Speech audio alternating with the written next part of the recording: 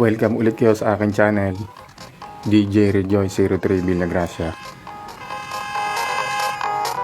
Maraming salamat nga pala dun sa nag-comment kay, ang pangalan mo ay Ann. Ang natandaan ko na lang ay Ann Vlogs. So maganda yung sinabi mo doon. Sabi mo, i-reach out yung channel ko, o tutulong ka. Maganda yung yung ugali. Sana lahat ng nagbablog ganon. Kasi yung iba wala lang magawa mga nambabas lang. Sana mapanood mo tong video ko ulit. Sana mag-subscribe ka din. Maraming salamat ulit sa nag-comments at saka sa mga nanood. Medyo pasensya sa boses kasi paiba-iba ang klima ng panahon ngayon. Summer na. Biglang uminit. Dito OPM muna. Natutuwa ako kasi lumakas ulit ang OPM natin magbablog din ako ng English, magta-topic din ako ng English. Dito muna tayo kay OPM sa ating original. Okay, etong aking bagong topic ngayon ay, bago ko i-reveal yung kanta, meron muna akong isang tanong. Naranasan ba ninyo na meron kayong minahal na hindi naman kayo mahal? O meron kayong niligawan ninyo, lahat na binigay ninyo, nag-effort kayo, pero may nanligaw dun sa babae, isang araw lang sinagot na. Diba ganon? Yon.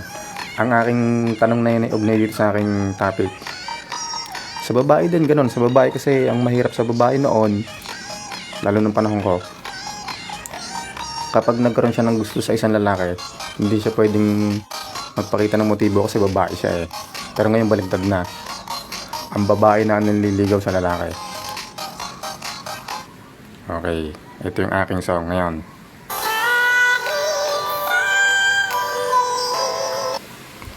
Ito ang kumanta nito ay si Jenilyn. Napiyak, diba? Medyo lang Ang kumanta nito ay si Jenilyn Mercado.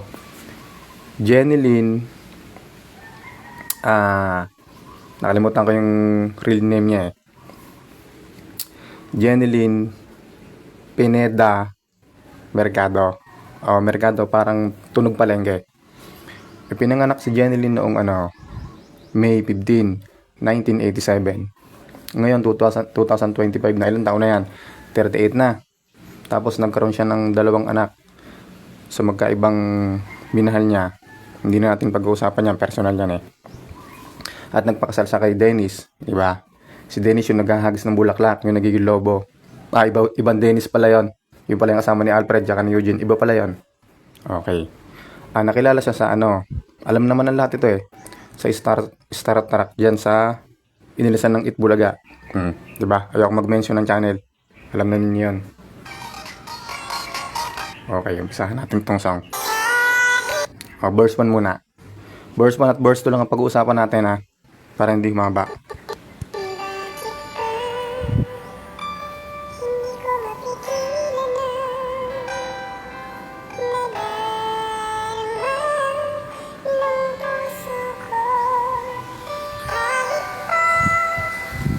Ayun.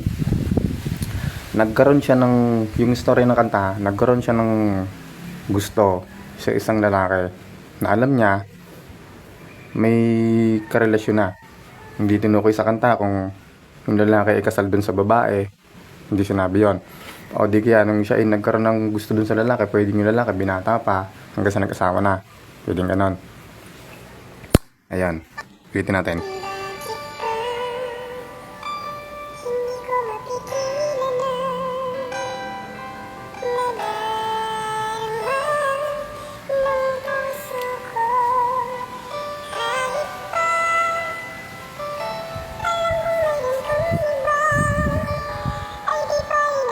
Ayun. Sabi niya, ang kwento ng kantang to ay yung babae patay na patay dun sa lalaki. Yun yung pinakabuod ng kwento para mabilis lang. Yun yung pinakabuod ng kwento. Kahit na alam niya na yung lalaki ay hindi siya mahal. Diba sabi, mahal na mahal pa rin niya. Second verse na. Eh, yung first verse, pero yung sumunod na paragraph. Ayun, yung kahit alam na alam niya na may mahal na yung lalaki. Pero,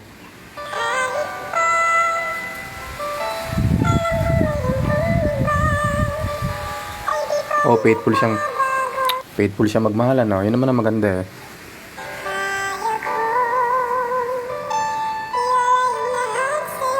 Mahirap yon, ano? Naranasan niyo ba yon? Kayang ibigay ng babae. Play natin.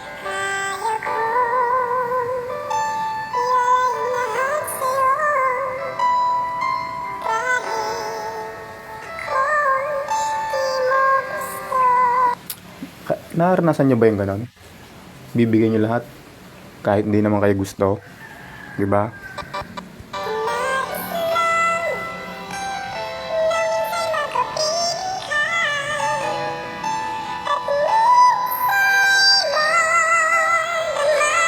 Mahirap 'yon.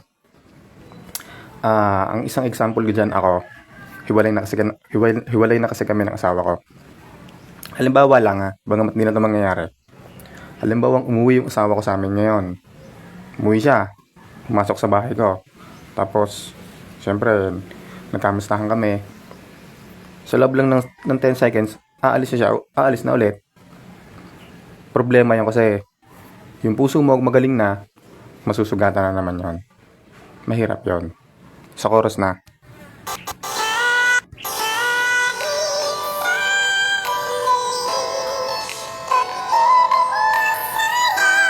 O, yun na yung sinasabi ko eh.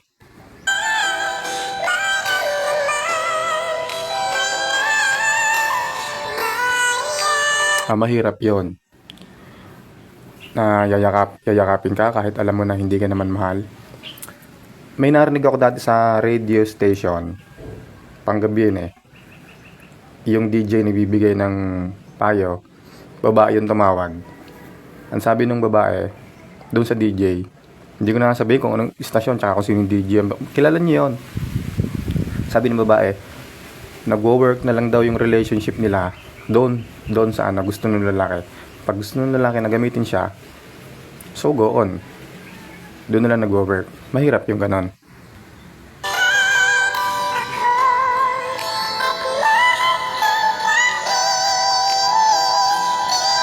Di ba mahirap yun? So, tuloy pa natin. Eto na. Kahit alam nung babae na walang pag-asa, hindi ako asat naghihintay sa pag-ibig ng tulad mo, mayroon pa rin siyang desire eh. Ganun siya magmahal eh. Yun ang story nito eh. Yung babae patay na patay dun sa lalaki eh.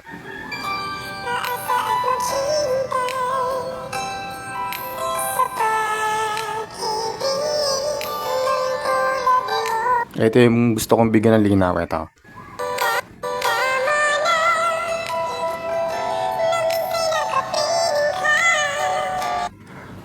Dati, nung pinakikinggan ko to, ang iniisip ko nun, naging sila.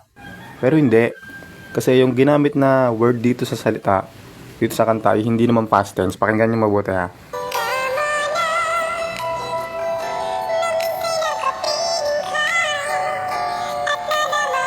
Ang sabi niya, tama na minsan ay makapiling ka.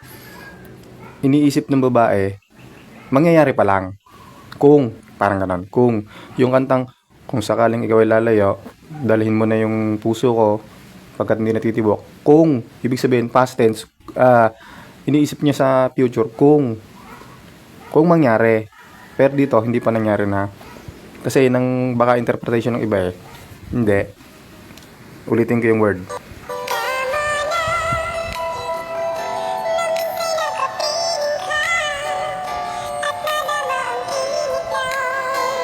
Hindi sila naging sila. Malinaw sa kanta na nagkaroon siya ng gusto dun sa lalaki. Kahit kailan, hindi siya pinansin siguro. Parang ganon. Hindi ko alam kung ito ba ay magkapit bahay, magkakilala sa trabaho. Hindi ko alam. Pwedeng ganon na eksena eh.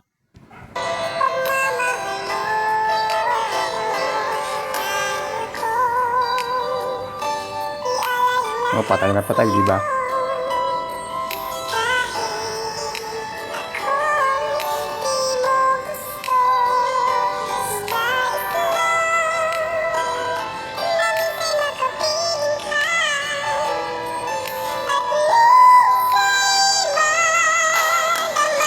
Yan.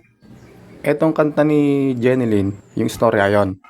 Para madali nyo makuha, meron yung kapares na kanta ito. Play natin. Para makuha nyo yung aking sinasabi. Ay, hindi yan. Yan yung background natin kanina eh. Ito.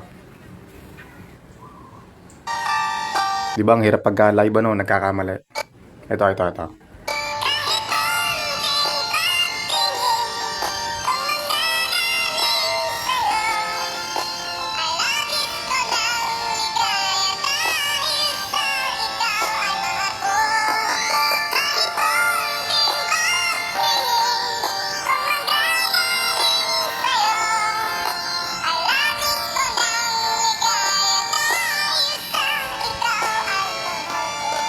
Iyon.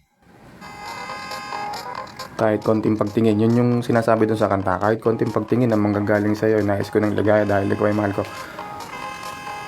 Malinaw dito, yung babae patay na patay dun sa lalaki. Yun na yung buod ng storya. Pero no choice siya. Hindi siya pwedeng mag first move kasi babae siya eh. Yun ang ugali ng babae ng araw. Ngayon kasi, ano na eh, baligtad na. Yung babae na yung nanliligaw. Ayan ang kwento niyan. Yung medyo baka hindi ka nalilinawan dun sa mga word, may nilinaw ako dyan. Kaya balikan nyo na lang itong video. Maraming salamat ulit. Hanggang dito lang. Pangit naman pag mahaba. Maganda yung palaging bitayin para kung meron kayong gustong idagdag, mag-comment kayo. Ito ulit ang nag-iisang DJ ninyo, DJ Rejoice 03 Villagracia. Maraming salamat sa nanood, tsaka sa nag-comment, tsaka doon sa nag-comment sa'yo ha. Maraming salamat sa'yo ha. Sana mapanood mo ulit ito. Susunod na lang ulit. Marami akong topic. Lahat ng kanta, pati yung mga bago ngayon 2025. Ngayon March 6, araw ng Webes, 2025 na. Dami, inumpisahan ko na yung kay Maki, inumpisahan ko na yan, diba? Tsaka yung mga naon na pa. Madami yan, may mga bago pang lumabas ulit. Yung mga bagong release pa, nasa countdown pa yung iba. Susunod na lang ulit. Ang hirap pag live, nagkakamali.